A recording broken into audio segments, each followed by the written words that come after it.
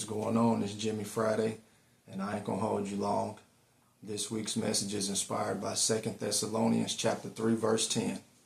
If you don't work, you don't eat. Let me start off by saying that you are born with the hustle that no one can take from you. But it's up to you to discover that hustler that's within inside of you and bring that person forth. This government shutdown is not a setback. It's here to open our eyes to stop depending and waiting on a system to help us that has only been hindering us from the beginning. If you look at the facts, they give you a little bit in exchange for so much more of yourself. For one, they would prefer you to be in a single parent home for them to apply assistance for you, which brings more division between the mother and the father. Besides there are difficulties that they're having already. For two, you can't make over a certain amount of income or you'll lose certain support from them. So that keeps you from elevating to new heights as a person and reaching your full potential. Three, they give you a voucher that only allows you to live in certain areas that keeps you further boxed in. So how are they helping you? If you flip the coin over on the other side and say you stop waiting on their assistance and you go out there and make it happen yourself, bringing in your own income that no one can tell you how to spend it and where to spend it. They can't tell you where to live and who can stay with you. So it removes the borders and the boundaries on yourselves. So go get it and stop waiting on other people. It's time to shake off the shackles and live free like you were created to be. You were made to be the head and not the tail, the person that lends and not the person that borrows. Remember that. If you search deep within, you will discover you have many talents that can bring you so much income that you don't need support or assistance from the government. And I'm going to take you to the wisdom chapter in Proverbs 20 verse 5. This is what it says.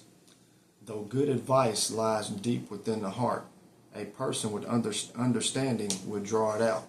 So get knowledge, get wisdom, and get understanding, and draw that hustler out that's born within inside of you. We all were created to create and make things happen. I remember my first hustle as a kid was collecting pop cans to take those to get recycled so I can get money. And I've come so far from that to where I have other hustles that brings me more income. And even though aluminum is still a way to bring money in, so you can add that to one of your trades. Just go get it and make it happen and stop waiting on people. Nowadays, the world is full of opportunity to allow us to have multiple incomes, but we have to apply ourselves for us to take hold of that option. The first hustler that I learned from was my step-pops. God bless the dead.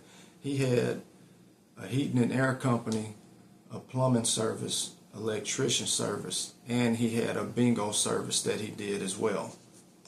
I learned from watching him that you can do so much with 24 hours.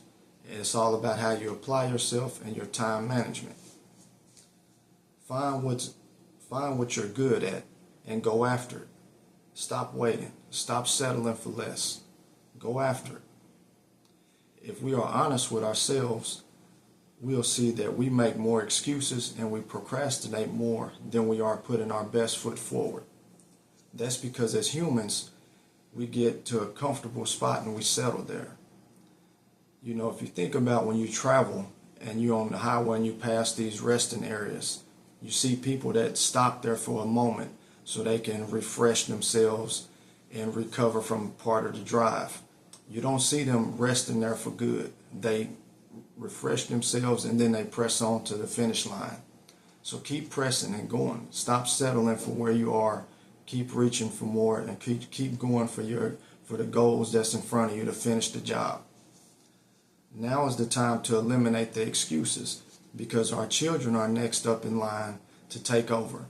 And are we raising children to hold their hands out and wait for somebody to give them something, or are we raising up go-getters that have watched hard times fall on their parents and they have observed their parents grind harder when things got tougher in life, so remember, children are watching us, so let's teach them how to go get it and not wait for somebody to give them something and dictate what they can do with themselves once they receive the gift.